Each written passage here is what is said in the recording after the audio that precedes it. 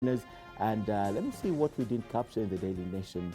Um, uh, Perhaps the registration fee for a Ajiro Fund targeting the youth is at 10,000 shillings. We captured the beer, cigarettes at 61. The border operators. You know, I'll have Isaac Kalua, who's the chairman of Honda Kenya, to speak to us about how this is likely to affect them and the prices of their motorcycle, and if this could lead to a reduction in the number of motorcycles that we see around town. In fact, over the weekend, I was in a village where I could see rightly that there are more motorcycles than people. There's a lot of motorcycles, but they're not insured. So what they're doing is ensuring that motorcycles are insured to not just ensure safety of the people who are, the passengers who are ferried on them, but also to ensure that the government collects some revenue out of it. And it's also divided in terms of winners. Manufacturing, the winners there, excess duty on local car assembly drops to about 25%.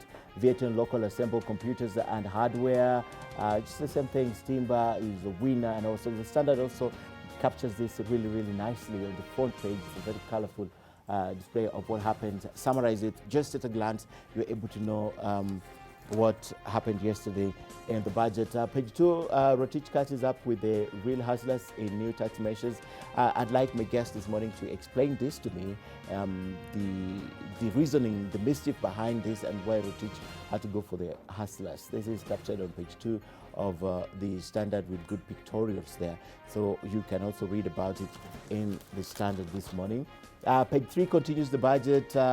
Page 4, 5, still the budget. The Standard. Page 6 talks about Uhuru's big 4 agenda projects getting more funding, and it's about 450 billion shillings, and it's broken down also on page 6 per sector, from national intelligence to tourism, irrigation, manufacturing, vocational and technical training, all that broken down for you in a good way that you can be able to understand the budget just at a glance and just by picking your newspaper this morning and reading it. So page 8 of the Standard also continues. Let me see if they captured something interesting in the cartoon section of any of these papers concerning the budget. And yes, page 14, as always, of the Standard captures it, the big cut there, and then Rotich on top of the shoulder, reading the budget. It's captured. About 2-3 weeks ago on Sidebar, I sat with members of parliament here. 2 of them were from the budget committee, and what they said about the budget actually shocked me, because they said they could identify a lot of gaps in the budget, and not only gaps, but they could also see a lot of allocations that did not make sense, but they had still to approve some of it that went into the budget statement that was read yesterday and tabled before Parliament. So that's what we have on the Standard. Let's take a look at the Star before we conclude with the Business Daily. And the Star is not so big on the budget, but still it made their headline. Rotich hits border gamblers in budget. Cigarette, wine, whiskey prices go up as CS makes second attempt to remove interest rate capping.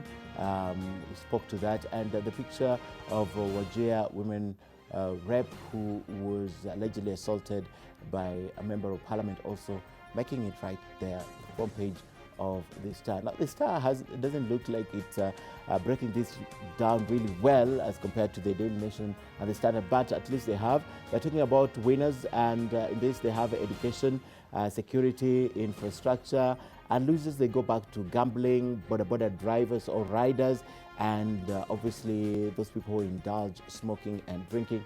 They're also losers, and they lose in every budget, so it's okay. They can lose that luxury, as I mentioned before. And DCI wins big in budget for fight against graft. It's a good thing. Let's see if they utilize our taxes this time around in a better way to fight corruption. They are big winners. And that's about it. Wanjiku, on the cartoon, Wanjiku is captured right inside the briefcase of Rotich. The same thing, raiding hustlers and ensuring the tax bracket is broadened. And also Corridor Power, you can catch some gossip from the Corridor Power and the Star. Finally, now let's take a look at what we have in the Business Daily, because I believe this is the newspaper that breaks this more and more and to the last pennies. Alcohol betting loans to cost more in Rotich budget. And I was just wondering if I'm wondering, but I'm going to ask this question to my panel this morning. What was behind this thinking? Because is it likely to succeed? Because we know that there's no additional money coming to the pockets of this group that they call hustlers, the low-income earners who now have to pay the taxes. Traditionally, they had not been, they were exempted or they were never included in this bracket. But I'm just thinking with the tough times and all, perhaps I'll get the right answer from my panel when I speak to them. But the Business Daily breaks this and tells you about the losers again and the winners, and also talks about Equity Bank joining Kenya Commercial Bank in race to crack Ethiopian market. That's also given prominence in the front page of the Business Daily. Page 2 of the Business Daily, Boda tuk-tuks to foot passenger insurance bill, unnecessary move, especially for me, if this will cut down the number of motorbikes and untrained riders on the road, because it makes it a little more expensive. I wonder how they will frame that insurance, or if it already exists. I wonder how this will happen, but this is something of interest that we need to follow up, because again, if you're a border rider, you really like to know what this means for you. Is it comprehensive? Is it the third party? What kind of insurance they are offering?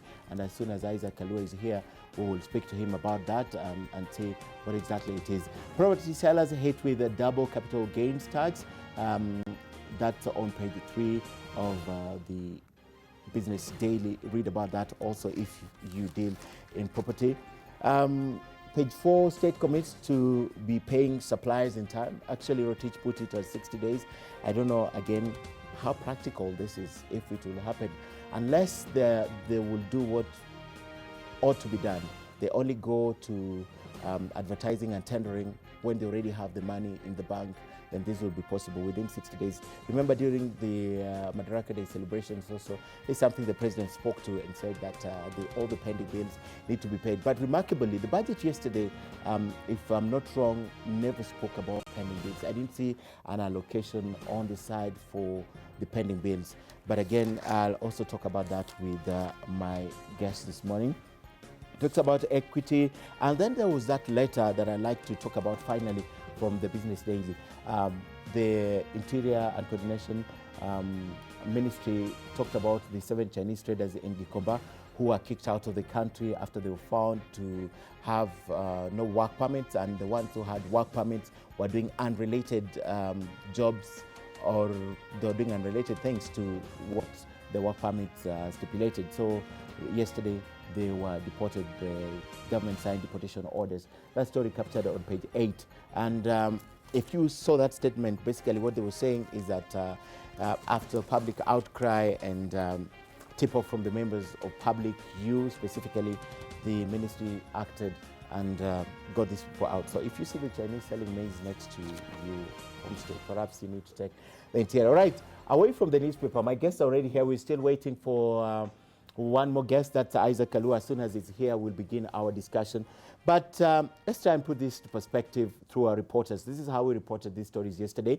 And we begin with the government, which has increased allocation to the Big Four development plan in the next financial year by 50 billion, from 400 to 450 billion shillings, in order to support implementation of the ambitious projects. But as Victor Kiprop reported, it's a race against time, as funding constraints and other implementation challenges and in the way of delivering the Big Four dreams, which could define President Kenyatta's overall legacy. Since it was unveiled by President Uhuru Kenyatta in December 2017, the Big Four agenda has been on the lips of every civil servant, all the way from the sub-chiefs in the villages to the biggest office in the land, reflecting the importance regarded to the plan described as one at the center of the president's heart. In the next financial year's budget, 450.9 billion shillings has been allocated to the Big Four's drivers and enablers, with the universal health coverage pillar, which seeks to ensure access to affordable health care by all Kenyans, receiving the biggest chunk of the budgetary allocations. A healthy population is key in attainment of socio-economic development. It's for this reason that the government has prioritized universal health coverage. To support UHC, I have allocated 47.8 billion to activities and programs geared towards universal health coverage. Some of the specific intervention in this area include scaling up universal health coverage to the rest of the counties, NHIF cover for the elderly and severely disabled. The drivers of the other pillars of food security, affordable housing and manufacturing were allocated 13.6 billion shillings, 17.8 and 4.9 billion shillings respectively. While this year's allocation to the Big Four is 12.5% higher than last year's, some legislators believe that the amount is way below the allocations needed to keep the dream alive. No, it's not enough. That's 14% of the budget. The budget is 3 trillion. We are talking about 14% going to fund what you consider as more critical for the performance of the economy. Again, that is also laughable because we should have put at least 30% of resources on Big Four. We are lagging behind because if you look at universal healthcare, the 3 pilot counties, we have not been given the results of those pilot counties. Whether those pilot counties, what they have achieved and the success to allow us to reallocate more resources in the other counties. With just 3 years and 2 national budgets before President Uhuru Kenyatta leaves office in 2022, many analysts believe that the Big Four dream may not be achieved within that time. Funding of the housing pillars ran into headwinds due to strong public opposition to the 1.5% housing levy that was meant to fund the plan to develop 500,000 affordable housing units by 2022. The collapse of the 7.2 billion shillings ambitious Galana Kulalu irrigation project has also dented the government's ambitions to bring more arable land into production. Victor Kiprop, NTV. And still on budget, Treasury CS Henry Rotich also announced a raft of cost-cutting measures in his 2019-2020 budget statement, saying the government will adopt a policy of 0 new projects until it completes the existing ones. Not a new thing, though. If the statement is anything to go by, the government will see a cleansing of the inflated wage bill to weed out ghost workers in government departments. And TV's Zainab Ismail highlights some of those measures as featured in the budget statement. It's bad news for government officials as the state has announced measures to cut on travel allowances by exploring the use of an electronic card system for all public officers traveling within and outside the country. This card would be preloaded with subsistence allowance to be expended by officers traveling on official duty on eligible expenditures only. The CS said Cabinet is considering a new transport policy that will standardize fleet management and use of fuel cards. The policy will require all government vehicles to be procured only from local assembly plants. The CS further expressed concern about the increased pension budget that has shot up to 86 billion shillings, which he said was unacceptable. We are on course towards providing an electronic end-to-end solution on all procurement processes. Mr. Speaker, these will significantly enhance efficiency, transparency and accountability in procurement. And beginning next month, all government office spaces will be standardized by uniform cost leases and all existing leases renegotiated. The Cabinet Secretary told members of Parliament that a cleansing of the wage bill is being undertaken to out ghost workers. We conducted a payroll cleansing exercise for pensioners and dependents at the Huduma centers across the country to authenticate the approximately 270,000 recipients of monthly pension paid by the government. We are finalizing the analysis and we expect cost savings. Pension management will also be improved with migration to IFMIS since last month. It is not the first time that the government has put in place austerity measures in the budget. Similar pronouncements had been made in the past with no tangible results seen. Last year, for instance, Rotich announced measures to freeze all non-essential spending to steer the economy back on the recovery path, words that were rubber-stamped by the head of state himself. These budget cuts ask all of us in government that we tighten our belts. It also ensures that the sacrifices made by tax-compliant Kenyans are matched by discipline from all of us in the public service. A few years back, Treasury issued a directive to phase out fuel guzzlers and replace them with Passats, a directive that was only implemented for a while. Today, it is back to the same old ways of fuel guzzlers for government officials. The government having a long history of not walking its talk. Zainab Ismail, NTV. Now, this is for you, and you will have to continue tightening your belt after the government failed to offer any kind of reprieve in the cost of basic food items such as bread, unga, or milk in the 2019-2020 budget. The Treasury Cabinet Secretary has also raised the alarm of a looming maize shortage but offered no solution. But it was sweet tidings for coffee and sugarcane farmers, as Lillian Kiarie now reports. At the beginning of the year, the cost of a 2-kilogram packet of maize flour, considered as Kenya's staple food, was retailing at 85 shillings. The same has increased by over 40 shillings to average at 125 shillings. And from the pronouncement by Treasury CS Henry Rotich today, the future seems bleak. Yes, there is indications that we may not have enough maize going forward. The government is betting on maize it had stocked up in its stores at the National Cereals and Produce Board. This is despite the quality of this maize being questioned by millers who have deemed it unsafe for both human consumption and as animal feed.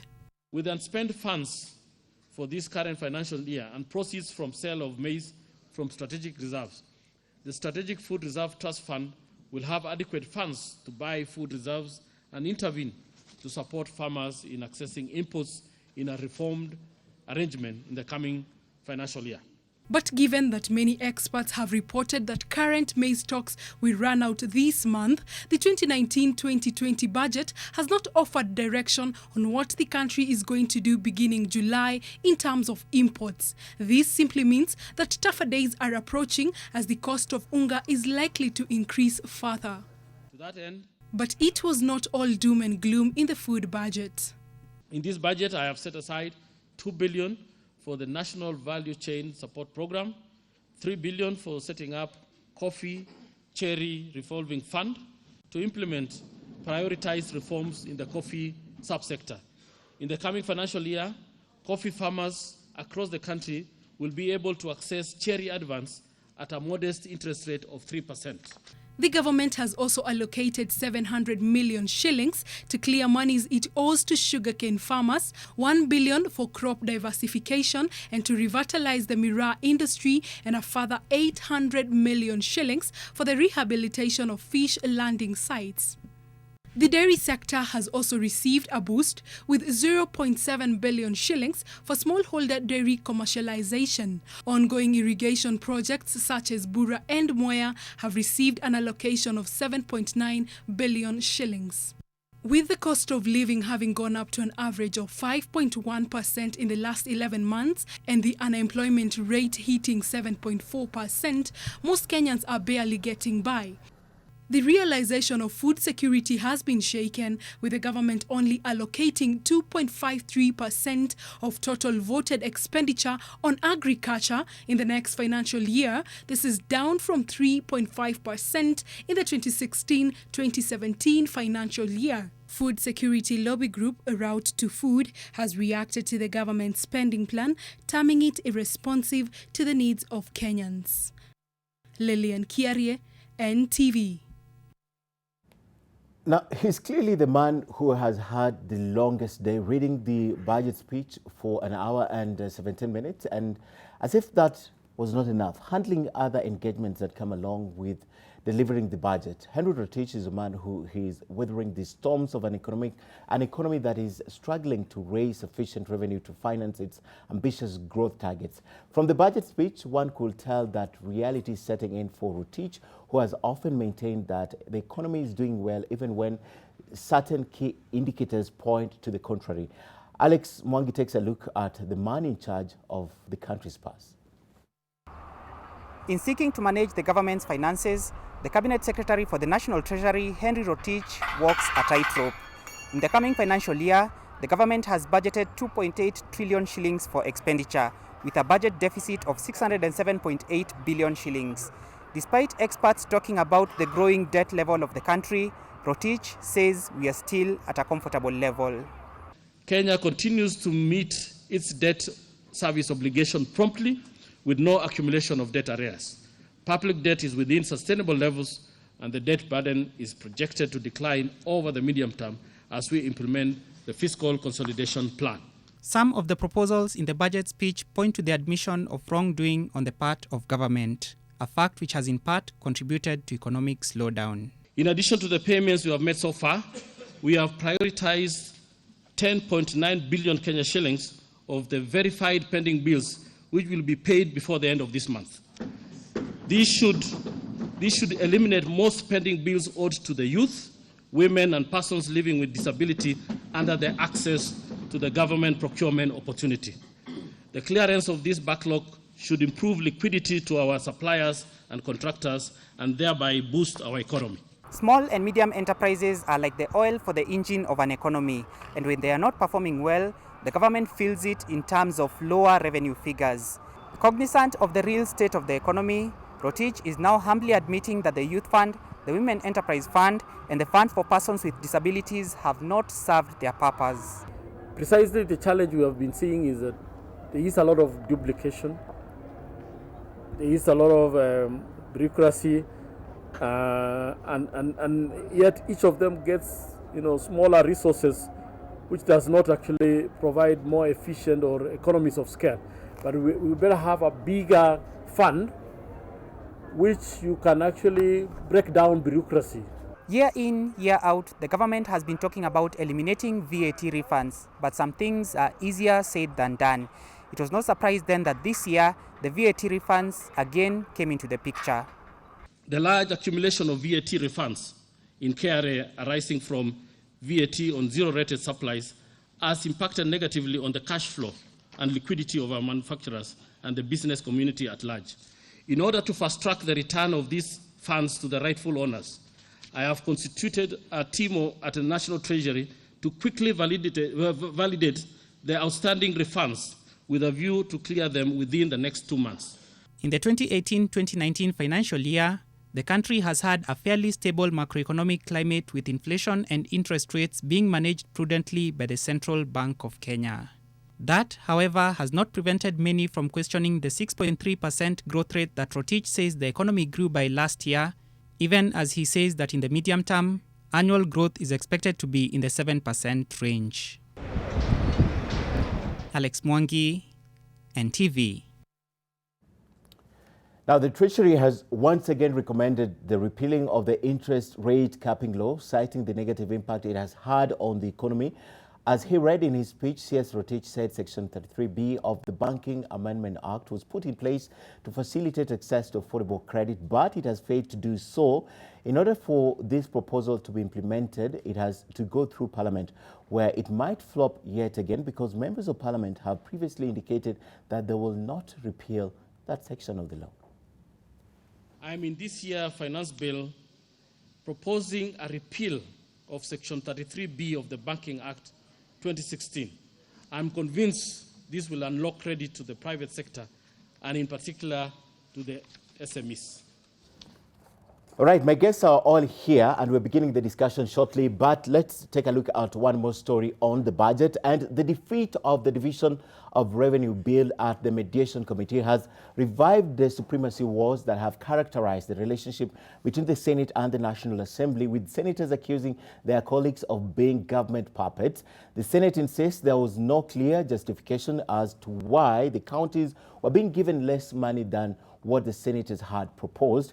At yesterday's failed mediation talks, National Assembly members had gone up from 310 billion shillings to 316 to meet them halfway as the equitable share allocation for the counties, while the Senate had reduced its demands from 335 to about 327 billion shillings. NTV's political affairs reporter Ken Mijungu with the details. The Division of Revenue Bill will have to be reintroduced afresh in the National Assembly probably next week. As senators insist that they will not budge on their demands that they have even made before the Mediation Committee, as they seek to have more money taken to the counties. But in their quest, senators believe their National Assembly counterparts are not coming to the negotiation table with a clean heart, as they already have a predetermined mindset, which senators claim is controlled by the executive. Our colleagues from the National Assembly seem to be talking for the Treasury. The argument is pedestrian. That would be a very misplaced accusation because the National Assembly is not an appendage of the executive at all. According to members of the National Assembly, senators are being stubborn and do not want to identify with the reality of the day, that there is no money. We have been able to temper our expectations with reality. Just like we did with the national government budget, we were able to rationalize and prioritize what needs to be done this year. There are a number of things that you'll see if you read our report that we postponed from this year's budget to the future. And all we're asking the Senate is also to be able to temper their expectations. They're coming with issues like you must do cost functions, counties are corrupt. These stories are not there for us. You know, corruption is everywhere. I think there's no more corruption in national government than there is in the counties. Even the money we give to counties, 65% is going to recurrent. That was not the intention of devolution. Senators say the national government is not being realistic when tabling a budget of 3 trillion shillings, yet counties cannot get the 327 billion shillings they are asking for. We want to save the country. We want to work on a realistic projection of revenue. We don't want supplementaries, too many supplementaries. The argument that, you know, the projections are always, not achieved is not our business. It is Treasury's business and KRA's. Why project if you can't collect money? The reintroduction of the Division of Revenue Bill afresh in the National Assembly and debate in the Senate once more is not a guarantee that they will reach an amicable solution, thus putting in limbo development in counties. Kennedy Mureithi, NTV.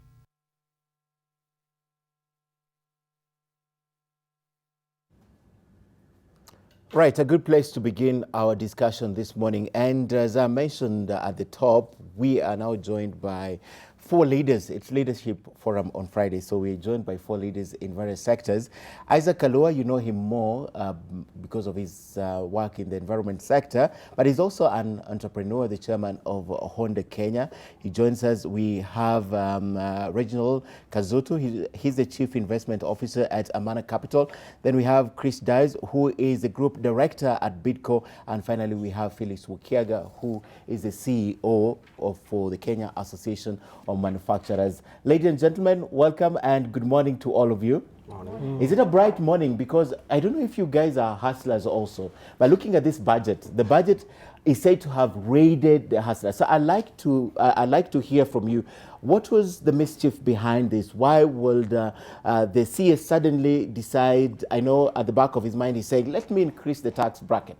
But why would he do that? What informed this? Let me begin with Isaac. A hustler, yes, and specifically when we talk about border borders, Ken, it's a good move, what I would say, from the face of it. The fact that you are looking at ensuring that passengers are safe and maybe trying even to reduce the medical bill of the government in one way or another. But let's look at the sector of border first and foremost. Number one, we have 600,000 border riders in the country. These are direct employment opportunities that are already in place. Number two, they transport at least 3 people in every hour. So you're talking of 21.6 million Kenyans who are using border on a daily basis, or rather 21.6 million rides. And therefore, you understand, and I appreciate the fact that the minister reiterated the importance of the sector in the transport sector, and therefore it's a good idea. But let's look at how you would have approached this one, even though the move is very good. The first one is the use of helmets, even as a regulation, because the regulation was in place and it should have been followed and adhered to, and therefore you can first and foremost ensure does the the regulation, is it being followed? Are people putting on the helmets? Only 5% of these people manage to put on helmets on a daily basis on the ride. So that would have reduced. Secondly, the insurance sector had already and is already working on insuring the border riders to the level that they are safe, to the level that they are now insured for their medical and their family level. And therefore you say, okay, this is an industry, 600,000 people. They each support not less than 8 people, according to a recent study by Motorcycle Assemblers Association. So you're looking at millions of Kenyans who are being supported by this industry. And therefore, we hope that with the good intention as it may, that the insurance industry is not going to take advantage of these riders in a way that it becomes too expensive. You remember initially when only 10,000 shillings was added in as an excise duty, it almost killed the industry. And you don't want to interrupt an industry that is helping the sector to such great levels. So yes, in one way or another, it has interfered. But again, the intention, the spirit of the statement by the minister is welcome. But again, up to what level is it going to interfere? I think the implementation is what it may make a difference. Okay, the implementation. Still, let me talk to you about the Hustler also. Okay. Yes. Hustler budget, and don't just look at it in terms of how he's looked at it. Look at it broadly. Go to the watchmen, the gardeners, you know. Look at it broadly. Okay. I think a statement that says desperate times call for desperate measures. Okay. He has to raid whoever he has to raid because of running a continuous deficit for the last 6-7 years. Most of the times they'll tell you deficit to GDP has gone down from 10%, is now 3%. To me, that's hogwash. The real deficit you need to look at is revenue versus expenditure. Okay. On average, we've been spending 1.6 times more than what we earn in revenue. Creating, actually, that means he has to find funding for around 35% to 40% on every budget cycle. Okay. So when you start running a deficit budget or deficit financing type of fiscal policy, and your borrowing channels are not that open, you have to start increasing taxes. So when you're doing deficit financing, only 2 things that you can do: borrow or increase taxes. So he has to go to everywhere he can try and get taxes from. And that's why now he's including catering, security guards, and all those things. Okay. The effect of that is actually contrary to what he's trying to do in his fiscal policy. The role of a fiscal policy, especially an expansionary one like what the government is doing the last 5 years, is to spur aggregate demand in the economy. That means to create employment and create demand that will push the manufacturing sector and other sectors to increase output, employ more people, and the like. But you cannot have an expansionary monetary policy and also increasing taxes at the same time. It's like pressing on an accelerator and a brake at the same of a car. The car makes noise, but it's going nowhere. But let me take you back from where you began before Yes. you conclude. You said desperate times call for desperate measures. But if you look at how much money he's going to raise out of this, it's about 37 billion shillings only. Yes. I don't think desperate times become desperate measures. Especially when a whole cabinet secretary for Treasury, on a big day like budget, comes to tell us that he wants borders to increase insurance. As in, he could have sent us an email. What's the job of NTSA? NTSA could have made that pronouncement without it having to be, because I'm saying desperate times. He has to start looking for things to do. Because the truth of the matter is that the economy is not doing well and has not been doing well. Okay. And if we start from there, you will then now realize that he has to try and include all these people to generate tax. But one thing that is not keeping in mind, I might enlist 19 million people to get pins for PAYE. But if they don't have jobs, they're not going to generate income. And if there's no income, there is no PAYE. Okay. So even the catering, the security, whatever, it's going to make it more expensive for companies to have security. Because there's no money increasing in their pockets. Exactly. Yeah. So you've widened, but you see revenue will still remain low. But the person now who suffers is the normal Mwanawiji, if the insurance thing for boda bodas goes ahead, that means transport costs go ahead. Yes. Companies they have to pass the cost. Yeah, companies' security bill is going to go up. What will happen? They will pass the cost in their products. Then you start having ripple effect into inflation. All right. And we suffer more. All right. Mr. Mijungu on the same thing, but he's in a catch-22 situation because he's the same guy who's told us more often than not that the economy is performing well. So I think he's in a catch-22 situation. Yes. All right, Mr. Mijungu. I think for me, I would focus on two key issues around the alcohol industry. And that one is, first is the unintended consequences of the increase, that is especially to the poor, and the reason given for the increase in excise. See, what happened is that there was a provision already in the law that alcohol excise increase would be reflecting the inflation, annual inflation. So which would peg last year was at 5%, so we were expecting it to be around 5% again, which we also felt was quite high. But if you look at the unintended consequences, is that the lower segment of the market, which the alcohol industry has a very dual sector. There's the formal and the informal. And a move on one of the areas, either the informal, affects the other significantly. So if you look at, once we increase excise by a whole 30 shillings on a 240, on a 1 liter spirit. It's 24 shillings. No, 242 per liter now. Okay. Yeah, for spirit it's about 242 shillings per liter. The effect is on the common 190 who cannot afford. But the argument is luxury. Well, it's not necessarily so. Alcohol, it's luxury, yes, but it affects the illicit. The consequences is that there's going to be proliferation of illicit brews.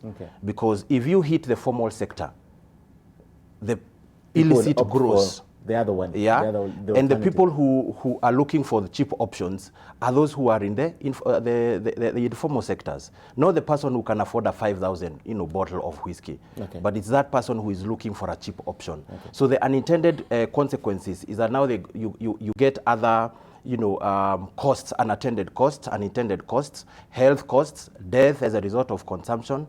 So at the end of the day, the government still goes to and spends a lot of money on, now the consequences that have come as a result of it. But I can deflect that argument and say the people who consume the cheap liquor will still consume the cheap liquor even when liquor was where it was. They still consume the cheap liquor, so nothing changes. Yeah, but I think that the issue is more of the control. You see, there's been a lot of fight jointly between industry and government against illicit and counterfeits.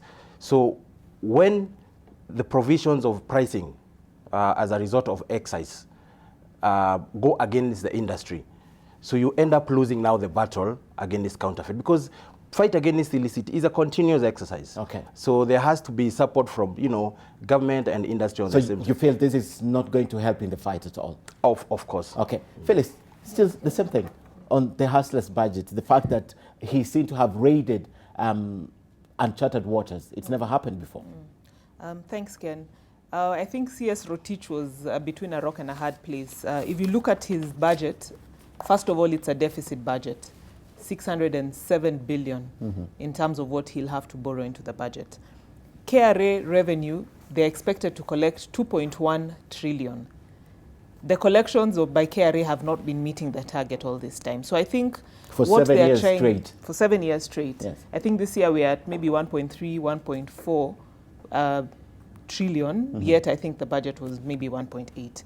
So for him to be able to do that, the tax burden currently in Kenya is borne by 3 million Kenyans for over 45 million other Kenyans. So for him, I think what he's trying to look at is how do I expand, how do I widen the tax bracket. But the unintended consequences have been mentioned, because at the end of the day, you need money in the pocket of Kenyans for them to be able to spend, for us to stimulate production. So it's a catch-22. But the reality is we cannot continue having 3 million Kenyans bearing the tax burden for 45. That one is a bit of a stretch. But what I've seen on the other side is the budget is also trying to address the issues of competitiveness. A number of the measures that were put in place, some of them are really to see how we can increase and improve competitiveness in the manufacturing sector. which is one of the priorities under the Vision 2030. So I'll just touch on a few of them, which we think are really trying to stimulate and improve competitiveness. And then the multiplier effect would then be more jobs, and people are then able to pay taxes. So things like the issue of IDF, we saw a reduction. This is something that we've been talking about, that IDF does feed into the input costs in the sector. Then money in the economy, if you've been listening to conversations, there's a lot of disquiet about the fact that there are a lot of pending bills. There's also a lot of refunds, whether it's a VAT refunds, those that are arising out of the withholding VAT, those that are arising out of export. And two things happened there. The formula that has been used for the last 2 years on VAT when people are exporting has been reversed. That formula has actually led to an accumulation of a lot of VAT refunds. Okay. So that's positive. The withholding VAT also has been reduced from 6 to 2%. With the 6% rate, the credits were also accumulating. I think they had gotten to 100 billion. So that means we're locking out a lot of money from the economy, from the productive economy, and people were having to go and borrow from banks some of that money. Then the issue of reducing the payment days to 60 days for government and coming up with a prompt payment regulation, especially for the retail sector. He mentioned the fact that the Competition Act is going to be amended to ensure that the buyer power is not abused. That means that suppliers will be paid in time. So basically some of those things are just trying to see how do we get more money into the economy. The Buy Kenya, Build Kenya is really about then how do we promote local industries. Okay. If we are buying from local industries, we are then keeping our jobs here as opposed to exporting them. So I'm seeing a lot of trying to stimulate local production, local value addition, which is positive. My challenge is we can't keep having a deficit budget where the recurrent expenditure is taking a huge chunk of the budget, and what is going even into the big four is just about 400 billion. So we still need to deal with our expense and reduce the deficit as much as possible. I have a lot to discuss, but we have a few minutes on the clock, and I'd like to open up a discussion on the deficit budget.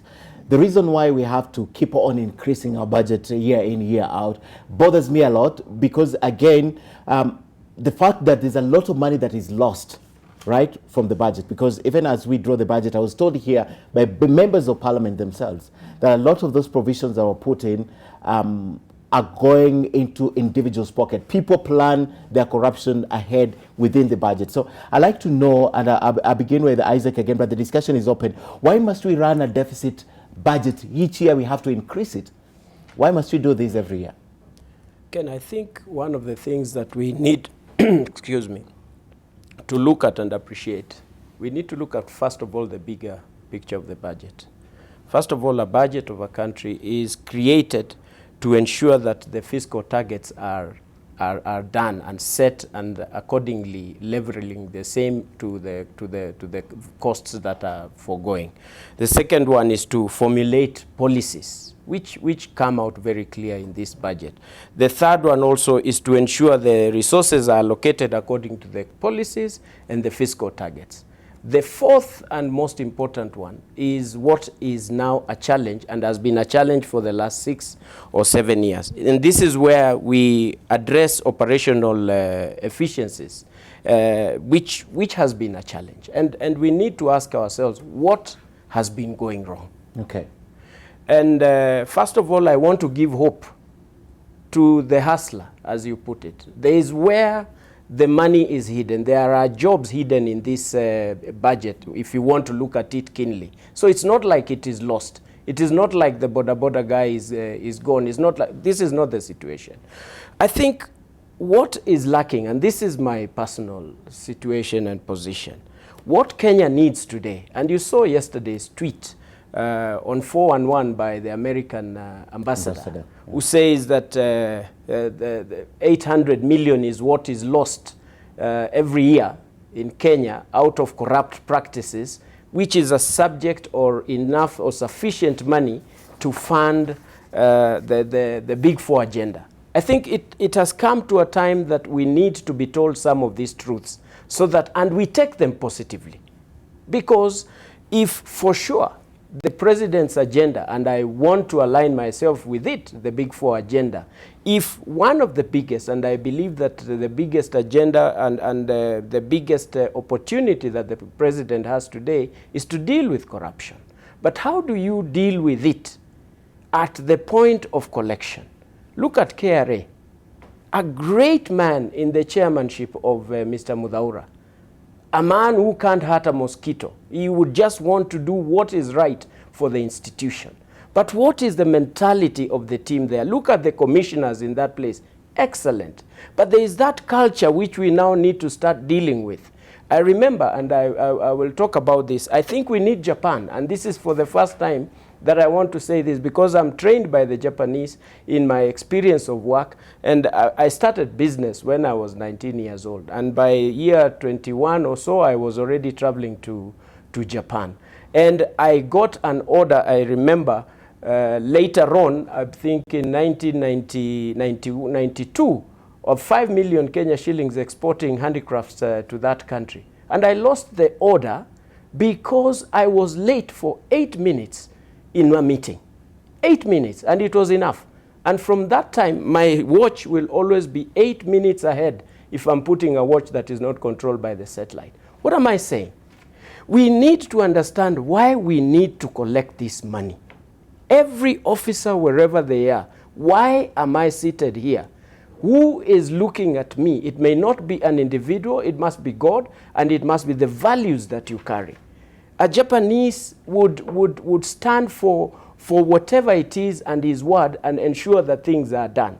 In fact, Ken, I dare say that out of my experience with this country, I realized that we only have two types of people in the world, the Japanese and everybody else. Okay. Their word is their bond. All right. And we need, to the level that if a police officer does something wrong, the head of the police would resign. Resign immediately. Or even causing death at this point. Okay. When are we supposed to do this? What is the role of the church? Because if we start dealing with these things, then we will be able to raise an issue that we are not paying taxes. Who is not paying taxes? It's me and you. All right. We are the ones who are avoiding this. Are we helping KRA to raise this? Are we doing what is right so that, or are we encouraging the opposite direction of all this? So I suggest that we need a Japan in terms of our morals. Okay. And the more we put these efforts, the better for our country. All right.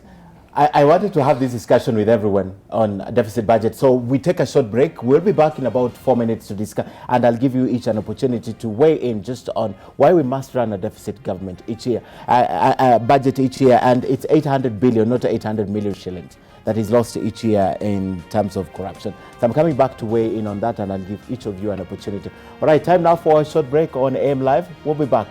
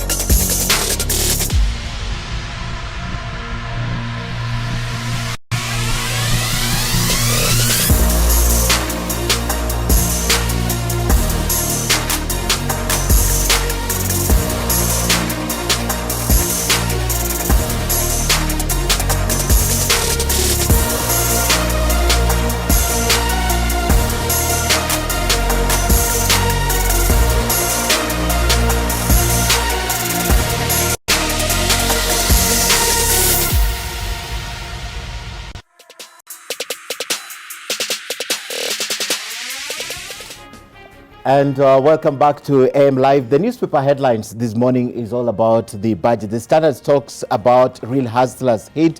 Daily Nation talks about Rotich hits the poor. Business Daily talks about alcohol betting loans to cost more in the budget, while the Star speaks about Rotich hits border gamblers in budget. Basically, it was a budget that is seen more as hitting where it's never done before. That's the hustlers, the people who have not traditionally been contained or accommodated in the tax bracket. I'm told by my panelists this morning that desperate times call for desperate measures, and this money somehow has to be found. And this is the reason why I want to continue the discussion on the deficit budget.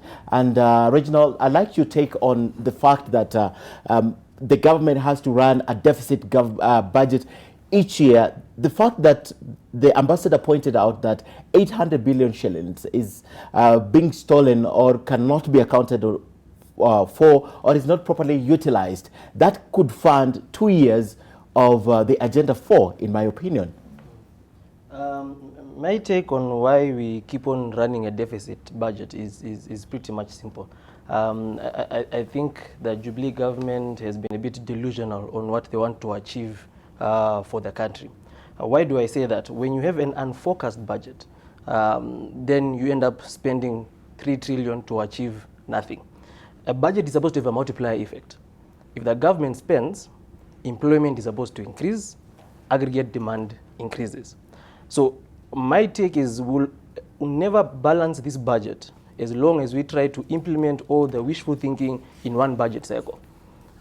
We take every dream and wish of the president and we want to implement it in one budget cycle. As in this 1 year, we want to do all of the big 4 when we could have progressively done them over the years. And I'm not a supporter of the big 4, unfortunately. 70% of all the employed people in this country are in the agricultural sector. 29 to 30% of GDP is from the agricultural sector. The other 15-20% manufacturing and all those other areas. And 90% of our manufacturing sector is agro-processing. Yeah? So directly, agriculture will affect close to 50% of GDP. 60% or 64% of all SMEs are in agro-processing or agro-based business. Look at the allocation that goes to agriculture. It's a mere 3%. As much as he says in his statement, this is a key sector, then you go give 3%. You wonder, am I reading something from the same guy? He gives 59 billion to agriculture, which is up by 2 billion, but they have lumped rural and urban development in the same line. So if you read in the final details, the amount that is actually going to crop development and management is only 17 billion, which is a drop of 2 billion from the previous year. If you want to have a multiplier effect in the Kenyan economy, the government and everyone in this country needs to come to a point where we agree that we are an agrarian economy. Before we start manufacturing cars, laptops, motherboards, I don't even know who manufactures motherboards that he was giving them a discount for, and all those things, we are an agrarian economy. If you put enough technical and monetary support to the agricultural sector, you'll get a multiplier effect. How? If the income of the factors of production in agriculture grows, the owner of the land, his income ends, the tea plucker, their income grows up, you find that guy starts demanding, I want a motorcycle. Yeah? I want a boda, I want to travel, because he can afford it. You say, I want a better phone. Yeah? So they start creating demand for those things. So when you have a budget that tries to grow output without growing demand, this manufacturing sector is going to produce for who? Because you produce the things, but we can't afford them. They're unaffordable. Yeah. Okay. So I think the only moment that we're going to be able to balance this budget is to remove all these Alice in Wonderland wishes that we have and say, we are an agrarian economy, and my budget is going to focus on boosting the quality of the products, the quantity of the products, efficiency in that or whatever, so that you reduce the cost so that it becomes competitive, and also increase the exports. We have a debt of close to 2.something trillion denominated in dollars. You cannot pay dollar-denominated debt in shillings. And the number one thing that generates dollars for us is exports from the agricultural sector. So we are going to remain borrowing because we have to borrow dollars to pay back dollars because our exports are not growing and our exports are independent. And it's a shame. After 50-something years of independence, we have to wait for God to send rain for us to actually, one, be food secure and to actually have crops to export. Sometimes I even wonder, why do we need a CS for agriculture? We need a priest there so that they can be praying hard and fasting so that we get rain. Okay. Because technically and competently, they are not doing anything for the agricultural sector.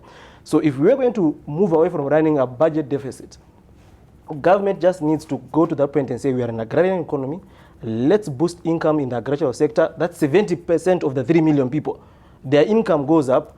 Aggregate demand goes up, they start demanding things that now private sector says, okay, there's demand for radios. Let me set up a factory for radios. Yes. But don't force someone to set up a factory for radios. Then the guy is radios wondering, okay, so who do I sell? By it's like SGR. Okay. We have put the SGR and you're thinking, okay, now how do we put cargo on SGR?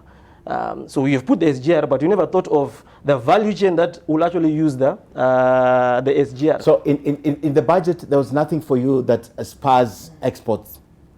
Literally. Nothing. I've not seen anything that you don't think if we did, for example, the motherboards, because Nigeria has shown us the way. There's a number of trainings I've attended where Nigerians are showing us how to do this. They manufacture phones, computers. KU manufactures hardware, yes, right, for their laptops. But so you Ken, can't say not But everyone. Ken, Nigeria has 140-something million ready market to buy those things. Yeah, they don't export them. Because one thing that you need to understand about exporting, you need to have a comparative advantage over the rest of the world. Would like we to cannot compare. We cannot compete with China and India just on labor and electricity costs. I agree with you. So why force an industry that you know your motherboard is going to be 4 times the? It's just like the sugar industry. I think it's more. To me, it was more to encourage us to start doing these things. Yeah, but you need to create demand for them before you create a product. You don't produce a cup and say, I have a cup. Now let me find a market for it. Let me start finding a market. Okay. And that's where the problem comes from. So let's focus on agriculture, agree with an agricultural economy. Let's grow agriculture in terms of technology, mechanization, and everything. And you'll start having ripple effect because you'll create demand for everything else. So that when you create a phone, you're looking for a market for your phone here. You have people that, I have 3 million people who can buy my phone. They don't need to buy Samsung or iPhone. But what we're trying to do is climb the tree from the top. I'd like to know about, because what he's talking about is very interesting, but I'll come to you because Isaac, I'd like to know how many of you motorcycles assembled from Honda, assembled locally, are sold locally as opposed to the ones that are imported, or you close that market? I know there's a competitor in Kibo also. How much do they sell in those? But you can't speak for Kibo, obviously. But I just want to know that. But let me speak to Gordon. Yes. Gordon, do you think it's time we plan, just the same way I plan in my house, I budget and I ensure if I have 50,000 shillings, I budget within the 50,000 shillings. Do you think it's practical when it comes to national government? Yes, it is. But just to add into that discussion of the deficit, I think there's enough money. And talking from a sector point, alcohol industry contributes, is the largest excise contributor with in excess or thereabout of 100 billion annually. But that is only 52% of the industry. The formal versus the informal represent about 52 to 48%. So for us, we're saying probably what we should be thinking about, especially from a sector point of view, how do we bring in more people into the tax bracket? And I mean, for me, it's a no-brainer. It's issues of enforcement, issues of tax administration, because one of the reasons that Honorable Rotich gave yesterday for the heavy increase in excise is because excise declined in the previous year, yet from us, alcohol consumption increased. So of course it goes without saying that lesser people are paying tax because there's higher consumption, but not equally contribution from excise. So I think that the issue should be, how do we improve the tax administration? We have the electronic goods management system in KRA, which has heavily been abused. You know, it's been in the public, heavy tax evasion, corruption issues around it. So how do we work around improving the tax administration? That whole EGMS, it's time to rethink that electronic goods management system. If it's not working, if excise is declining, and you have invested billions in a system that is supposed to be collecting taxes, isn't it time to, you know, reflect and ask ourselves, should we double click on this system? And probably it's time to improve, because if you're running a business and you have a competitor, then all of a sudden your profits have, you know, dipped. Do you rush and increase your pricing so that you can become more profitable? No. You think about, you know, issues of volumes. How do you increase your volumes? What is it that you're not doing right? So that issue of tax administration, so that we can bring in more people into the into the tax bracket, because as I had mentioned earlier from the sector, the pricing differences between the formal and informal make it so lucrative for people to try and evade, you know, tax, and it is not exploitative enough. You evade tax worth 2 billion. You are taken to court and you pay 10 million fine for it. I mean, it makes it very lucrative. So for me, it's this deficit. We can think more about are there loopholes that we have not closed sufficiently? And I didn't see in the budget, measures which are addressing, closing loopholes for tax evasion. It's just more of, they didn't give additional money. They didn't give additional money to KRA. I think they gave additional money to DCI, right? Yeah. Well, see, then you are putting. See, from a sector point, should you be giving more money to DCI, or to clamp, or to prevention? To prevention, because we had even proposed, for example, if from the excise contribution about 100 billion, even if you put 1% of it to dedicated enforcement to crack on illicit and tax evasion, I mean, you're going to increase that 100 billion. You already have an 800 million deficit. So even if you get another 50% of our contribution, you already have, 50 billion into your 800 billion deficit. Okay. Felix, economists say that it's not about, still just the same debate, that it's not about how much money we put out there in terms of the budget. It's also about, it should be about how we spend that money. Do you agree? Yes, I want to agree to some extent. In regards to this deficit budget, I think there are a number of things I want to talk about. One of them is what you said, prioritization. Even in my own house, my children come with their wish list of everything they want me to do, but I tell them, this is how much I have, this is what we can do this month. And then next month we'll do this and do that. So I agree with some of the panelists who've said that maybe sometimes we are trying to do too much. We're trying to do everything at the same time because of the short windows we have. If you look at Kenya, we have an election cycle of 5 years, and you want to plan all your budgets within that 5 years. So in terms of prioritization, I think we need to really sit down as a country and say, what must we do now? Okay. That way we then don't have to have a very huge budget. We just start with what must be done. And because of that lack of prioritization, we also then have wrong revenue projections, where I have a revenue projection, which I know I will not hit, but I put it in the budget. What happens is, this 6 or 7 billion deficit will actually be larger than that, because the projection is not realistic if it's not 2.1. If it's not fully collected. Okay. And then the other thing is the corruption, which everyone has talked about, the leakages in the budget. So you'll budget all those things, but if 800 billion, as you said, is going into corruption or not having its intended benefits, that's a big concern. Then in regards to public service, I think we are betting a lot on the public service. If you see the money that's going into public service, it means then the public sector must be very efficient in delivering services if we are going to be beneficiaries of the investment that we are making in them. I just wanted to weigh in on the issue of agriculture. I agree that the agricultural sector is a priority sector. If you look at the manufacturing sector, even in the association, the food and beverage sector is the largest. And we have other agro-based sectors that are also quite big. Where I want to sort of disagree with you is the fact that agriculture on its own is not going to grow the economy. Value addition is still critical. Because if you look at an item, say tea or leather, when you export a value-added product, you get much more out of it.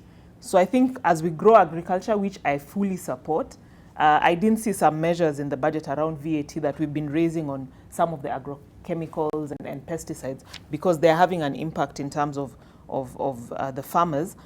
we need to fix agriculture, grow agriculture, but like the East Asia economies, they grew agriculture and manufacturing and value addition. At the same time. Yeah, and they got more value in manufacturing, you get right? more value when you do value addition and you export value-added products. In your opinion, how fast can we grow? Where should we put our money? Agriculture or manufacturing? Both. Both at the same time. You have it's impractical. We have known it's not going to happen. So if we were to do it, which one would you pick if you were to go for the most achievable? In my view, you need to put it in both. It's in not both. an either or, because as we said, we are an agrarian economy. A big percentage of what is manufactured locally is from the agricultural sector. Okay. And you don't want to be net exporters of raw materials. That is something we've said as a country is taking us nowhere. So you need to because still put we money can't in match up, or agriculture we can't. and value addition. Why is it taking us nowhere? Because we can't do it. Because we don't have a market, like they said. Because we don't plan ahead. Because when you sell raw materials, you don't get as much value. If you sell the finished leather product, your value increases 14 times. If you sell processed tea, your value increases 7 or 8 times. Oh, great! So in terms of export earnings, you see what they did with the hides and skin. Is that going to encourage local manufacturing of leather products? There are two sides to the coin, but that's the ambition, that if we have the leather here, we value add locally. We value add here. There's a lot more that needs to be done in our leather sector, from the agricultural point, even the animal husbandry, how we take care of our animals so that we have good quality leather in the country. Okay. So Ken, I don't think we're actually disagreeing. When I mention agriculture, for me there's no big four, because manufacturing and agriculture are one and the same thing. So when I say add money to the agricultural sector and technical ability to improve output and quality, I'm actually talking about value addition. And another lesson we can pick is from Ethiopia. Ethiopia have one of the best leather industries on the continent. And when China wanted leather, the Prime Minister then told them, I am not selling you any raw leather. Come and set your factory here, make your shoes here, employ people to make shoes, and we export made shoes. If that was Kenya, they would cut a deal and they will do exactly that. Exactly. They will get all the avocados not processed and take it. And all. All right, let's talk about now Buy Kenya. Is it possible? Isaac, you do this. Is it possible? Yes. And to what percentage will Kenyans want to buy Kenya? I know once we cross that class, we'll always want to import. You're talking about even thinking of assembling Honda here. But will we want to buy Honda at that time? You know. Thank you. And allow me, even before I get into that, allow me to, first of all, you know, Kenyans, we fear figures. When you hear 3-point-something trillion budget, it's so scaring. And then others are capitalizing in it. There's a huge debt. And then we are forgetting a few things, even as we deal with this. There is a population issue that comes into play. When I was born a few years ago, Ken, we were 10 million people in the country. Today we are 50 million people. In about 2003 or 2004, the budget was at about 240 billion. Going on to maybe 2010, 2011, the budget was at about 977 million. It has gone all the way. 2013, I think it was at about 1.54 trillion. Today we are talking of 3 trillion. So first of all, it should not scare us as Kenyans. We need to understand that we are increasing in numbers. And the more we are increasing, the higher the value of what we must budget for as a country. So this is something that I want to mention. Really, Isaac, because we cannot do that yet we are running deficit. Allow me to say this, and I'll qualify my statements as we move on. Because it's easy to scare Kenyans. What I'm trying to say is that we must always, even on TV today, we must create hope to our people. This is most important. The intention of a government is to ensure that there is continuity in this process. And this is not anything that we can argue about. When I earlier talked about Japan and the entire of the world, it's only because of true principles. There is governments are organized or governed by a rule of law. Everybody else follows the rule of law. It depends on your level of adhering to that. The Japanese will go beyond the rule of law and do something extraordinary. Look at what you're talking about now. We need to put it on the one village, one product perspective. If we ever even organized our communities in such a manner and then create a market, when you talk about the manufacturing, and I'm glad you have talked about the industry, and it needs to be involved with the private sector in this level. Let me talk about my own product, Honda. I'm producing motorcycles, I'm producing water pumps now, and with all this total investment by our team, going close to about 1.6 billion Kenya shillings, having invested and employed so many people, going ahead to start using local components in our production, so that there are parts out of the motorcycles that are produced locally, you find that there is no advantage. I get the same tax advantage with anyone else who is doing assembly under the trees. And unknown to you, I have the authority to speak on behalf of Kibo and every other assembler in the country, because I'm the chair of motorcycle assembly, and also in KAM I head the sector of motorcycle assembly. We have a company like TVS. They are ready producing and using local components and ready to do that. The only question they ask, where is the advantage? We have auto industries who make Bajaj. They are asking, where is the advantage of doing this? Everybody asking about even a company like Skygo in Makindu. They have started producing their own parts. But there is no tax advantage at all. And what this means, Ken, is that we are importing 290 or 260 parts to Kenya to make a motorbike. So we are actually causing employment for people in China, for people in India, for people elsewhere. Whereas if only we adopted the regulations that are already in place and adopted by the industry in itself, within 2 months or 3 months, we have 4,000 jobs. This is not rocket science. And it's possible to be done. It is possible. Then why is it not being done? Yeah, well, these are the questions. Maybe I haven't read enough of the budget for me to see that this is happening. So Believe me, you would have picked it. Believe me, you would have picked it. Even though it's an advantage for you there, you would have picked it straight on. There are things that are hidden in there. But again, you also go into the next level. Why would the government of Kenya go and buy motorcycles for its own government and its own people from people who have invested zero in this country? It's painful. That's exactly where my question was focused. That was exactly where it's focused, because what percentages will we agree to receive local? Look at Mobius, for example. Yes. How many Mobius do I see on the road? I think I've been seeing one Mobius for the last 1 year, and they're done here. I want to imagine, because we have great minds in that ministry, in the Minister Munya and in Madam Betty, who has been part of KAM, I'm sure that they may be working on something which we are going to see. If we don't see it, then it's going to be foolhardy, because it will not be supporting the industrial sector. There are quick wins in the motorcycle. Don't interfere, don't interrupt in an industry that is employing 600,000 people and supporting 4.8 million Kenyans, because every border rider is supports about 8 people. So these are some of the things that maybe the budget will unveil, and if it has not, I am sure there is a great opportunity within the statement that was read to adapt some of these things, so that the actual Buy Kenya, Build Kenya is practically felt. Reginald? I just want to disagree on budget population. There are people who are watching.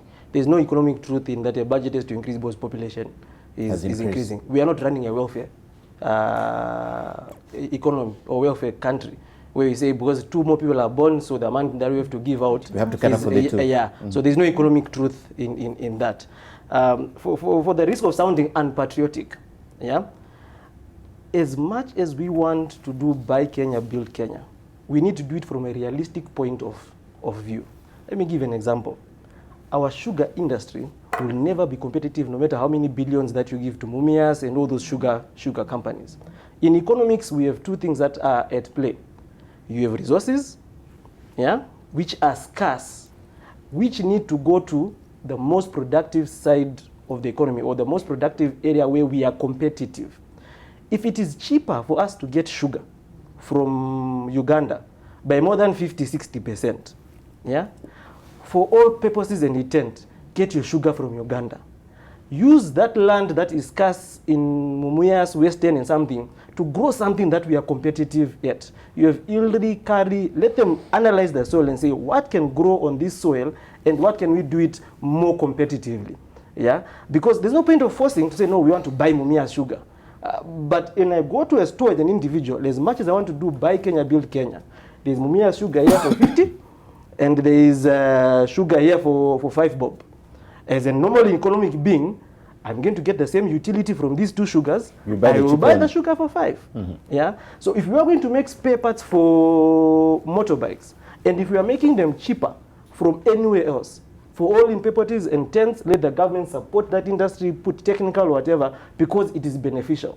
But if we are not able to be competitive in what we are trying to make, we are better off using those resources in an area that we are actually competitive. I'll give you an example. Go to Spain.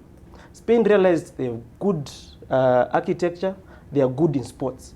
They are not going to try and make cars and all that stuff. They've built stadiums, pumped in money in sports. The amount of money people they make from sports tourism, guys who just want to watch Real Madrid play live or Barcelona play live, is more than what we get from all the visitors that come to Mombasa or Kenya in 1 year, because they are focused in that area. They are not trying to be jacks of all trades. But truth be said, yes, there's Mobis. But by the time Mobis can reach the level of Mercedes, they are light years away in terms of technology. They're literally. And if you have money, I can't force you to buy a Mobis, and you can afford the Mercedes-Benz. And the comfort it comes with it, or you can afford a Toyota, which is produced much cheaper, better quality, more safer. So we need to sit as a country and say, what are we good at? Okay. And we channel our resources to exactly what we are good at. And which brings me to another point of devolution. We rushed into devolution because of political expediencies without thinking of the economical consequences of devolution. Now we have a budget that is forced to distribute equitably to the counties. But have you actually sat and thought, what is Nakuru good at? What needs to be sent to Nakuru to boost Nakuru to help the whole nation? So we thought politically, we didn't think economically when it comes to devolution. Okay. And that's why senators and MPs are fighting. But senators are saying, no, you need to give my county more. You know, because that's why we put devolution, but not thinking of the economic side of it. What is Turkana good at? Because the purpose of a budget is to get the savings that have been accumulated, whether voluntarily or by forced by taxation, and distribute them to the most productive elements of the economy that will benefit everyone. Okay. And so that I'm not crucified for not sounding patriotic, but the technocrats, the big minds that you have in these ministries, needs to sit down and say, what are we actually good at? Okay. What can we produce better than Uganda? I'll give one example as I conclude. We have the benefit of data from the port of Mombasa of what our neighbors who use Mombasa import. Yeah. So if Uganda import a lot of ball bearings, for example, why not now say, let's set up a factory targeted to produce the country? That's now when you're thinking of trying to be comparatively advantaged. But we cannot be America. Now these luxuries, the alcohol, even if you put excess duty, people think, 34 shillings, we can afford it, you know. But we are trying to be a jack of all trades. Jack of all trades. I get you. Go on. Yeah, I think it's a network of interrelated interventions, as Phyllis raised. We have to spur production of local material. We have to support manufacturing, because I think the whole Buy Kenya has to emanate from the whole, local production. And in instances where raw material is not available, of course, support to, import and incentives, but also, the need to continually create, an environment that spurs a manufacturing sector. And I know there's a lot of work going on, especially through CAMP, to just, grow the whole issue of local manufacturing. But can we buy Kenya? Yes. Are consumers buying Kenya? They are. But of course, pricing is a big component. And for you to achieve, that target pricing which is competitive, there's a whole, background of activities that have to emanate from, from manufacturing, from the whole issue of raw material. So for me, it's a journey. It's achievable. And I don't even think the Buy Kenya is more of on a consumer issue. It's really, really much a regulatory framework, tax incentives, and growing the whole manufacturing sector. Okay, so it's possible, but all right. Phyllis, is it possible just to concentrate on Buy Kenya and build it? It is possible, and it's our patriotic duty, because we are walking around. I get very many CVs in a day, and many of us have no jobs in the country. But where will these jobs come from if we are not supporting our own local products? I was looking at the government import bill.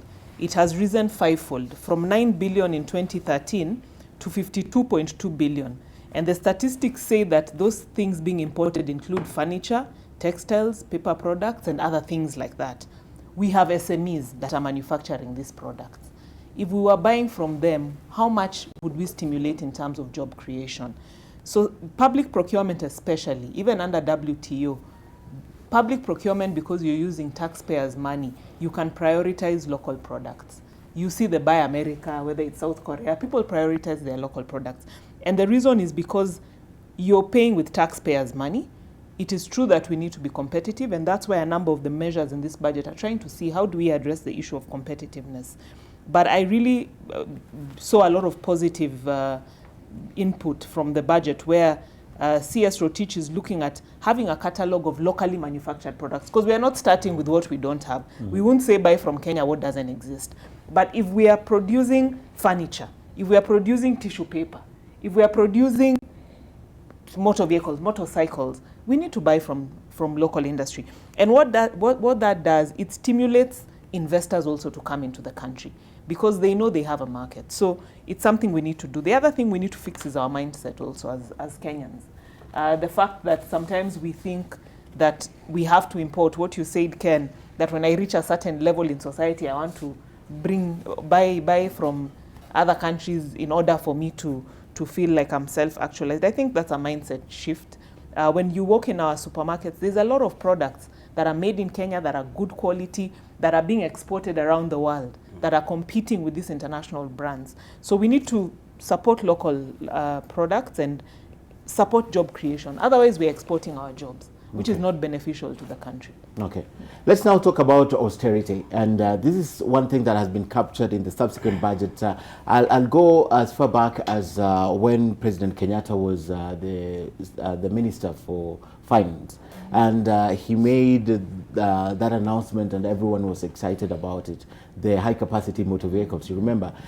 Subsequently, we've had a lot of motions on austerity, but we go back on our word all the time. All the time we go back on our word, including this time. They've made a lot of, Gordon, you were speaking about it, I think it was Kalua, the cards that are now proposing. Yeah. It's impracticable, it's not going to happen, but each year they have to give us hope. And Isaac says that you have to give Kenyans hope. But do you see any substance coming out of that move for austerity? I see it quite a lot. And we, as I said, and even if you allowed me many times, I would still talk about our values. I think that is where we must deal with, because the intention of the budget, the spirit of what statement was released is very fine. But then how we deal with the implementation, there is no reason why we went down to buy smaller cars and then we are back into bigger cars. It means there is something extremely wrong with us and the way we think. And some of this, and most of this, even including vehicles, they are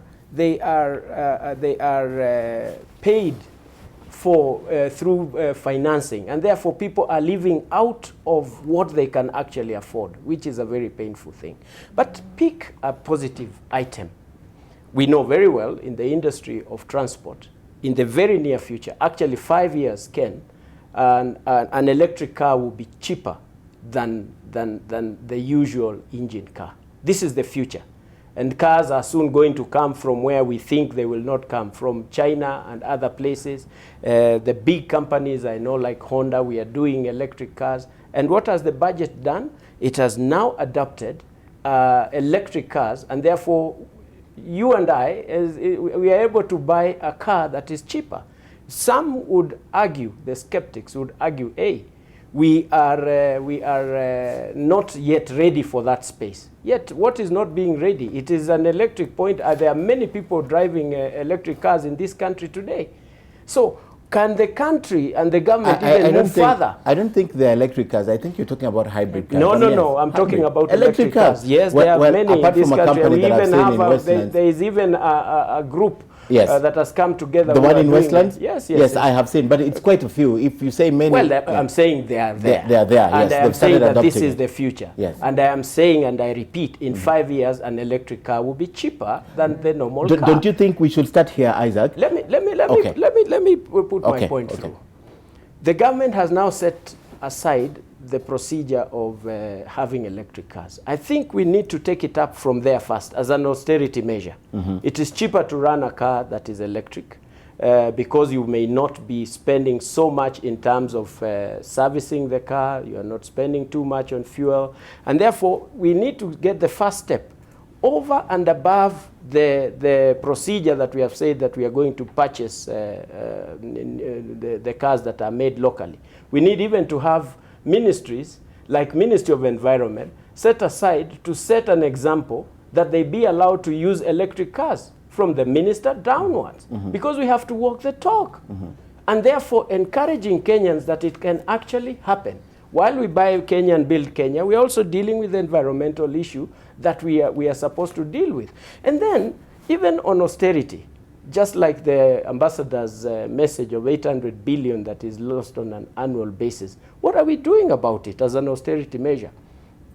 We need to be able to look at the efficiency of even IFMIS. When we say that the counties are receiving 376, by the way, they are not sure whether it's 376 or 320 something, because what is being decided, if there was, or deliberate application, because it's supposed to be controlled from one place, and therefore the efficiency should be felt.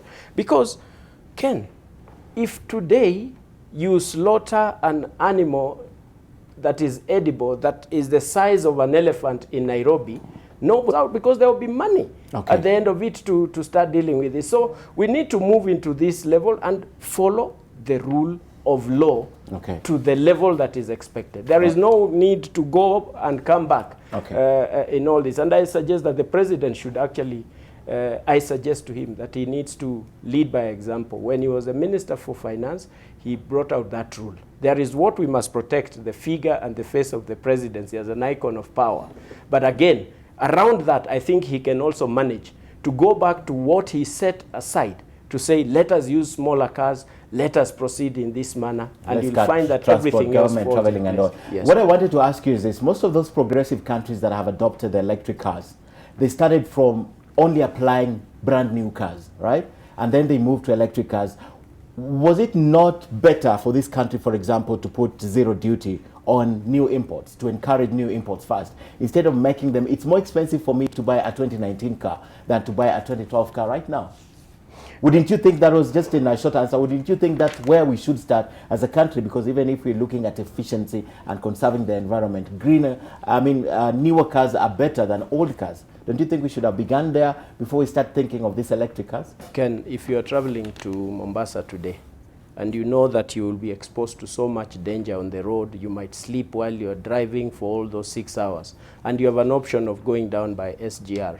What would you do if you're a clever person who was well brought up by your mother? You would get into an SGR and get there. Why waste time on what is already mature technology out there? We should learn from others what they're doing and be able to run with it. Good answer. Reginald? Austerity. On austerity? Yes. Let me just add something on the point of electric cars. I think the problem that sometimes we have as a country is we dive headlong without thinking of the framework and the structure that things should operate around. So now you've reduced the duty on electric cars. I would have expected him to also say anyone wants to import charging points and whatever equipment, zero rated. Zero rated, That yes. makes sense. Because now people import cars, Electric then cars. we have to wait for another 2-3 budget Then cycles for him to think of, I should also reduce this so much. So sometimes we, just like housing fund, we thought of it and said, charge 1.5% levy. And people asking, okay, so how are you going to collect the money? How are you going to distribute the money? How is going to, we will think about it when we have started. And it's a problem that our policy makers actually have. So I wanted to point on that. Okay. On austerity measures, I don't think there will be an austerity that we will see. Look at last year's budget. And the story for austerity has been there. Austerity, safety nets, industrial parks. He looks like he uses the same template and he just changes the years in his budget speech. And I think next time you should just send us an email. Please find attached the budget policy statement for 2019. Because it doesn't change. If you look at last year, you can count the number of supplementary budgets that went to Parliament. And all of them were increasing recurrent expenditure, not development. All of them were increasing recurrent expenditure. That's number one. Number two, absorption rate for development is a paltry 50-60%. Absorption rate for expenditure is 140%. So you cannot come and preach austerity, and we know that 1 month, 2 months down the line, supplementary budget. And what happens? It went up by close to 54 billion last year, just recurrent expenditure. So I don't think they are sincere on austerity. Then maybe a final point on also how the government can help. There's this element of fuel prices, ERC, now you are capping interest rates, now you are trying to, there are a lot of things that we are trying to do by legislation. If the government was sincere and we could deal with corruption, institutions like National Oil Company, the petrol stations, if the government had invested enough in them, in the branch network, and ran them without corruption, you did not need ERC to control fuel prices. Sell your fuel cheaper. Car driver will know that at National Oil fuel is cheaper. Total, you can stay with your fuel. I'll go get it cheap. You bring prices down. Same as mortgages. Don't create a guarantee for banks to give out mortgages. Create an institution that gives mortgages that is run by the state. Agriculture, you have ADC, AFC. 90% majority of the people that are beneficiaries of ADC and AFC are politicians, and that's why every election cycle the president says, I have waived off all the debts, I have waived off all the debts. If we can make government institutions that are created to actually work, there are so many things that we are trying to do through legislation that do not actually need legislation. Yes. The government can actually regulate or bring price stability and market stability by having parallel institutions that actually provide the services at a cheaper. But for that to be able to work, then we have to kill the dragon called corruption. Because that's what has killed all these institutions and cartels. Yes. I think on austerity, first, I don't think we are not wired for austerity in this country. If you look at the structure of government, it can't allow for austerity measures. If looking at the recurrent budget, looking yesterday and the amount of recurrent budget that is there, we are over-regulated, we are over-structured, the whole structure is overburdened. So, and double-clicking and looking at the mindset and the value system, even around that structure, is one where people actually plan to benefit, not to plan to serve. Yeah. So even with fuel cards or no fuel cards, I mean, there's already a plan. It's not about what I will bring into Kenya when I go outside the country, but how many times will I go out of the country? People's strategic plans revolve around the number of times I'll be out of the country, the number of the amount of money I will draw from that, not the service or what we'll bring in. So when you look at the value system, unless we change that, our value system, our structure, words like austerity measures in a budget are just good words to make a speech flow. Okay. Otherwise, I don't see it. I don't see it happening soon. Speech flow. Wow. I just want to agree with my fellow panelists on the fact that we need fiscal discipline, because, as we've said, the budget has been read, but at the end of the year, when we take stock, if the absorption of the recurrent gets to 140% and the one of development gets to 54%, what are we saying? So who is holding government accountable for this budget that is read? Because Parliament is supposed to be the organ, but we go there and approve supplementary budgets that are shifting the spending back into the same recurrent expenditure. So we need to be honest as citizens and say, are we going to be disciplined? Are we going to stick to this budget? That way we'll be able to deal with these issues. And where does that start? The other thing. Where does that start? it starts with government, it starts with parliament, it starts with me and you as individuals also. Okay. Yes, if you want to get it right. The other issue is we need to look at the duplication of institutions. We know that we are overregulated as a country. We have multiple institutions sometimes that are almost doing the same things. I remember when the president came into office in 2013, he put together a task force to look at parastatal reforms, how we can streamline, how we can reduce duplication. That report has not been implemented to date. So we still have that ballooning wage bill. Also between national and county governments, there are still overlaps. So in terms of expenditure, the salaries, we are still going to continue paying them unless we become disciplined as a country. We hold ourselves accountable and ensure that when we read the budget, we at least even stick to the budget as it is. Because if we get to 140% on recurrent at the end of the year, it's just adding to increased spending by the government. Okay. All right. I'm just, now that you mentioned that duplication of responsibilities, because we have a few minutes on the clock, and I wanted to give you each 2 minutes to talk about what captured your attention in the budget, and if you think it's achievable, and what perhaps we missed. I didn't see an overall, or it doesn't reflect in my mind, the overall allocation to the health sector. Anyone captured it? The overall allocation to the health, not just the universal health coverage, the overall allocation to the health sector. Anyone who has it? I don't have the exact figures, but if you look at what is supposed to be given to national referral hospitals, it actually came down. It came down. All right, so I'll begin with you again, Isaac. We have a few minutes, just about 2 minutes to tell us what you think hit home and what we missed that perhaps we should have concentrated on and you'd like to see more. Phyllis and I sat in a task force for logging and forestry in the recent past.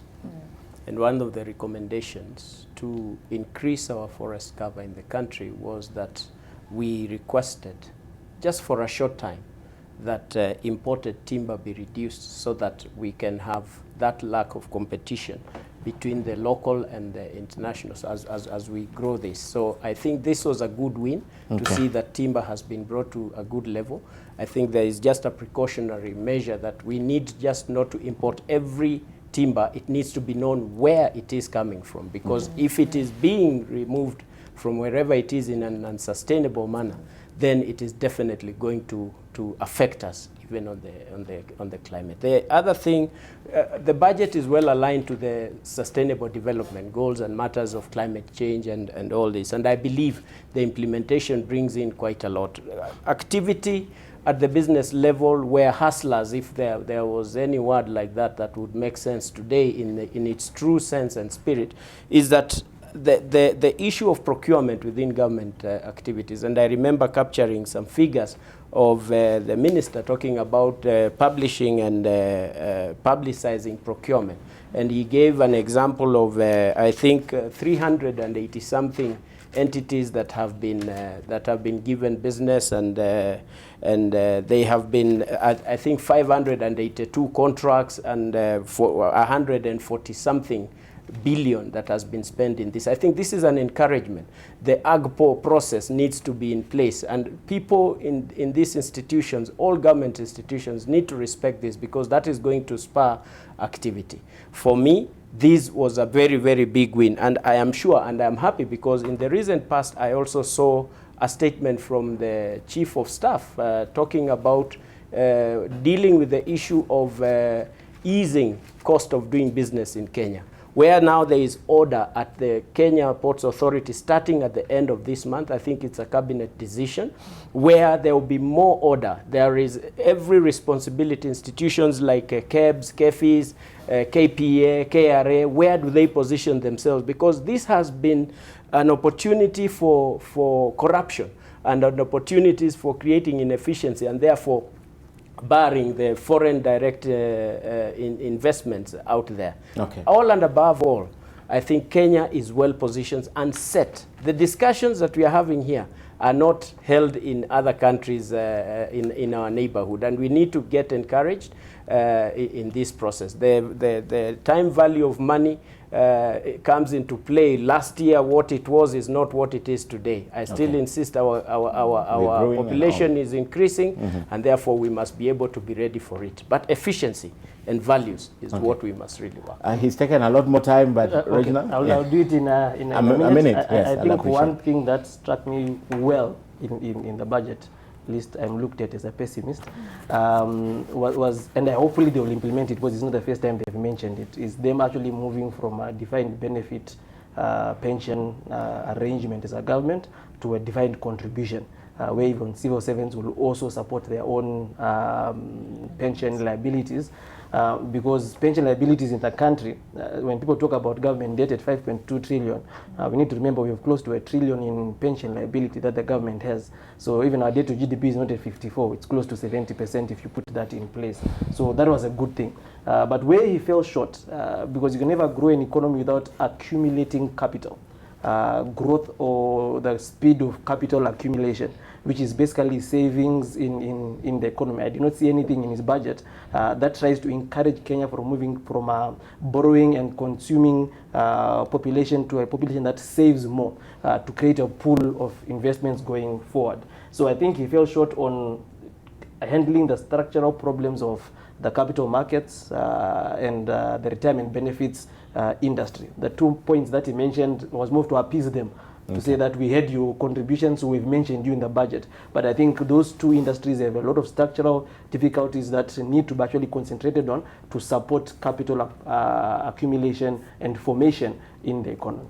Okay. Yeah. I think obviously for me, from a sector, the big miss, of course, is the whole issue of the heavy increase of taxation to the alcohol industry. See, alcohol tax should be used to address social justice issues, offset external costs associated with the negative impact of alcohol. But it beats the purpose to heavily tax the sector, to increase costs of compliance, leading to high cost of entry into the formal sector, to the formal sector, and hence leading to proliferation of illicit, which is going to negatively impact, especially the lower end of the market. That's a big miss for us. Big win, of course, the whole issue of amendments to the CA Act to ensure prompt payment by government. It's good to see the SMEs that we don't want to see a struggling SME sector. More money flowing in the economy just means, positive for the entire industry. Okay, good one. Yes. As I've been saying, a lot of competitiveness issues addressed. I've mentioned them, but all the way to looking at the slight reduction that happened in IDF, the port and logistics challenges with having the PVOC consolidated for all the agencies at the port. We've also seen the rebate, the one on the cost of power that was announced last year. I think there's now a commitment to have it gazetted so that 30% of electricity cost becomes an allowable expense. The issue of unlocking cash flow also was positive, the Buy Kenya, Build Kenya. One of the others that no one has mentioned is the issue around waste management and recycling. Yes, we saw them here exempt from VAT all services offered to plastic recycling plants, and also supply of machinery and equipment to construct the plants for waste management. Okay. So that's a positive move towards waste management as a country. The effectiveness of our budget is in its implementation, and that's what we look at, that this budget be fully implemented and the proposals be adopted. Okay. I'll give you, Isaac, a few seconds, because environment, we spoke about a lot of things, but you're also big on environment. Just one statement, yes. Ken. I want to call upon the country, passionately from my heart. We now have an opportunity of importing timber at zero. We should stop, and I suggest, talking about 10% forest cover. Let us target doing 40%. It is possible. Okay. Using this opportunity, if we took it as a responsibility and not lying about it, and scientists and everyone takes responsibility. Let's move from 10%. 10% is what is in the Constitution. Let's harness this as a serious business opportunity. Let's target 40% for a start. And I believe I will be talking about it, and I believe the president can take lead. There is opportunity in bamboo production. There is opportunity in fruit farming. This is what we must anchor on, where there is value to every Kenyan wherever they are. All right, thank you very much, Isaac Kalua, Reginald Kazoto, Gordon And of course, Felix, thank you all for coming and sharing. The budget is open, the debate starts, Parliament is going to be looking at it, and definitely you'll also be looking at it critically. And as they say, the test of this budget is in its implementation. Thank you for watching AM Live. Debal will be back next week on Monday. But coming up straight after this is Living with Us with Sharon Mundia. Stay tuned, and of course after that at 9, NTV Today begins to 11, followed by NTV Sasa. My name is Ken Mijungu. Have a great morning.